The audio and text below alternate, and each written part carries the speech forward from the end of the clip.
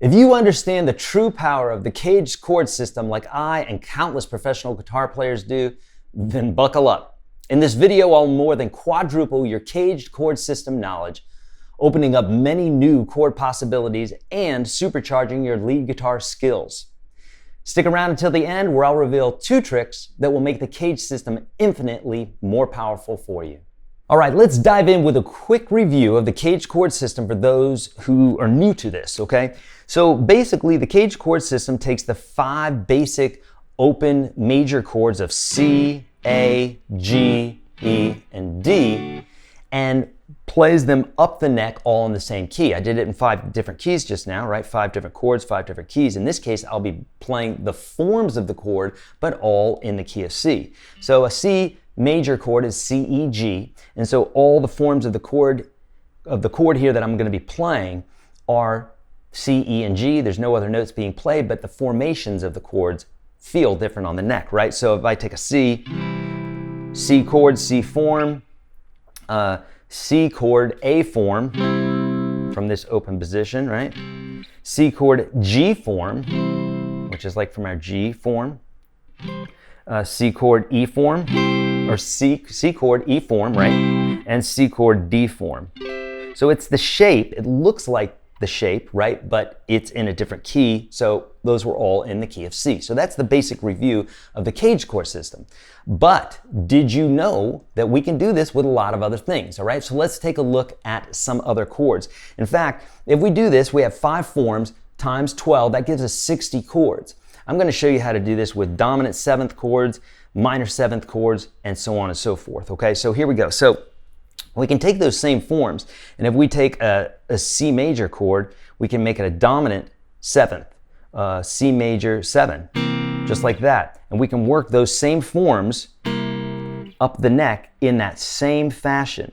Now, remember that you don't necessarily need to be able to play all of these chords, okay? You don't have to be able to play them, but knowing where they're at on the neck is truly going to help you a ton, okay? We'll review this more later in the latter part of the video, okay? So we can do this with dominant 7th chords in the same exact way.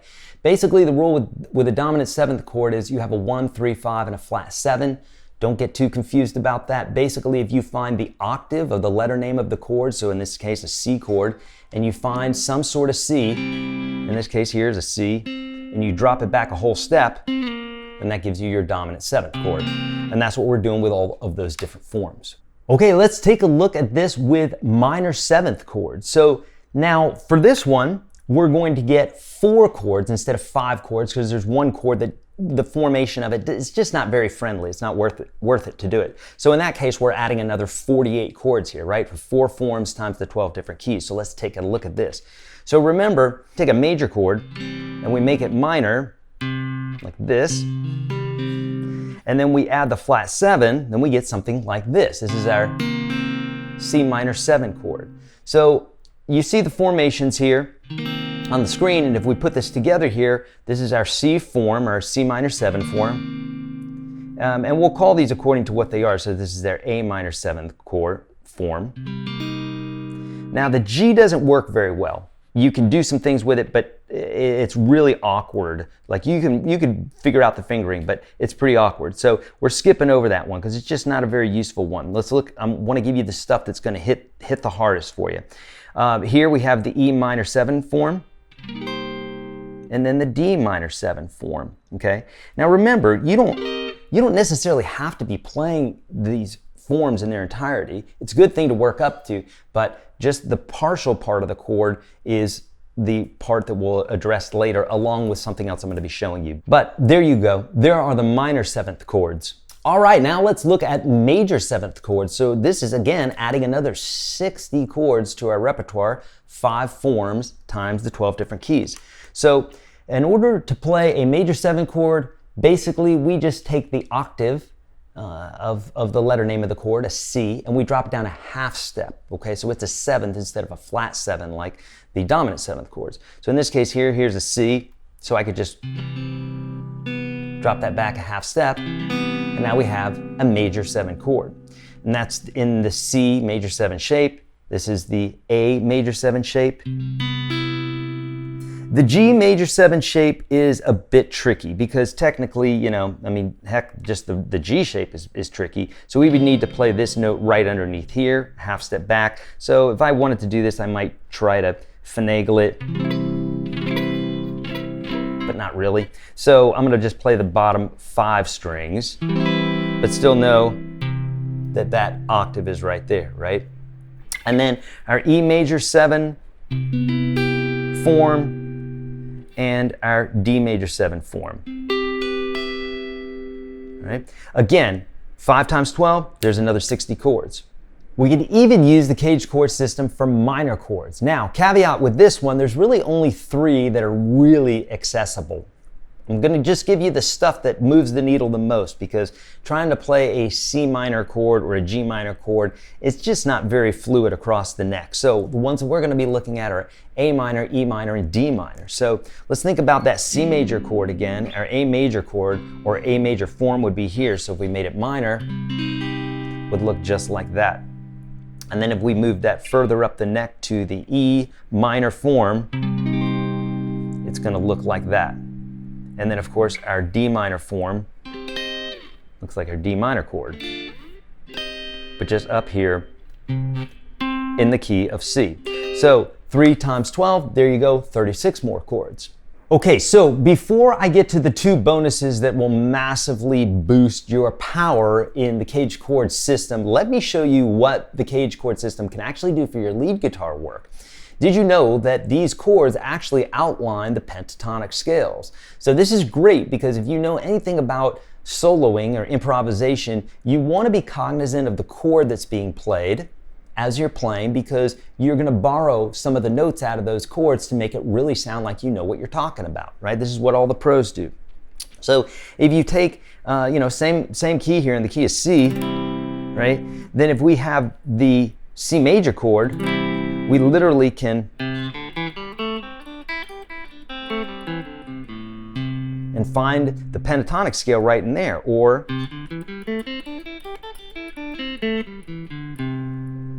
the G form,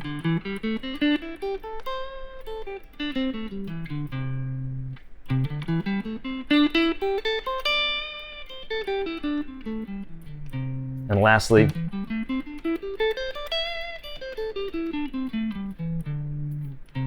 all in the key of C. And so those are outlined by those chords. So how can this help you? Well, this is what you want to do. Once you understand the chord shapes, then what you want to do is work with, maybe one of the jam tracks that I give you guys, right? Just look up YourGuitarSage jam tracks and you'll find that, okay? So basically what you're going to do is you're going to see those different forms, and then you're going to be able to play the pentatonic, and you're going to be able to associate the pentatonic scale within those chords, which is really going to help with navigating the guitar neck when you're soloing. Okay, so before I get to these 2 bonuses, saving the best one for last, don't forget that I have lots of free courses for you. Click the link in the description below, YourGuitarSage.com/path. I even have some on bar chords and all sorts, okay? So there's 2 bonuses here that I want to show you. And the first one, I've mentioned it before, but I really want to emphasize this to you and show it to you in real world, okay? So some people, they say, wow, man, Eric, these shapes are so hard to play. I get it. Some of them are at first. But just, number one, just remember that it has more to do with understanding where the chords are. Yes, ultimately, we want to be able to play some of those chords, because the more you can do, the more you can do. But I really want to emphasize to you the idea of partial chords. Look, we don't play 6-note chords all the time. In fact, we rarely do. In fact, you're getting in the way if you do that oftentimes, unless you're playing solo guitar. You need to stay out of the way of the bass and the other guitar players and stuff like that. So more minimalistic type of playing is usually what the doctor orders, okay? So understand this idea of partial chords. If you understand where they're at and what I'm about to show you here. So this is an example of a song with my band, Gabriel the Bull, where the chords are G minor, and then we got D sharp, and then F, D7, and then back to G minor. Okay, now I wanted to write a solo for this, and I knew I didn't, with the vibe of the song, I didn't want to create something that was squealy and waily and fast and everything. It needed to be very slow. There needed to be a lot of notes kind of meshing into each other and what have you. So what did I do? I went straight to the CAGED chord system, and I said, okay, what are the chords here in the lower part of the neck? Now, what is that further up? Let me start working there, and this is what I came up with, okay? So this is in G minor, so I immediately came up to this G minor, just like I showed you here, and this part goes like this.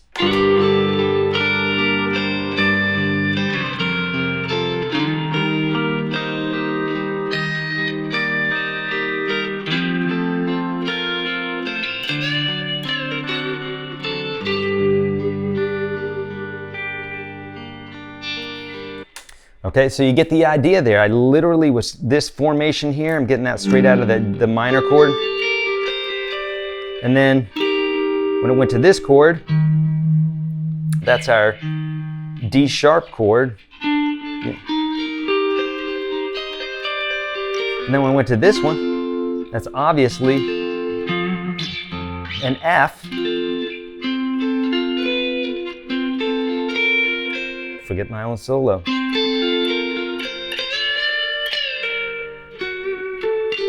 With a little bit of doodling there at the end. So that gives you the idea there. So remember, with all these chords, learn them, okay? You just need the partial chord, okay? And so for the last bonus here, now this is a discovery that I made many years after playing guitar, probably 20, 30 years after I just started playing guitar. I never realized this, never read it in a book, never had someone point it out to me, it was never mentioned to me.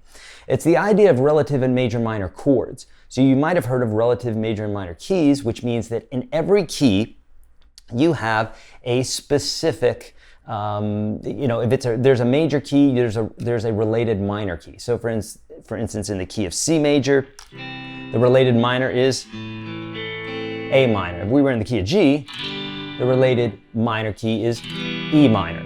So for every major key, there's a related minor key that's 3 half steps down, and for every minor key, there's a related major key that's 3 half steps up.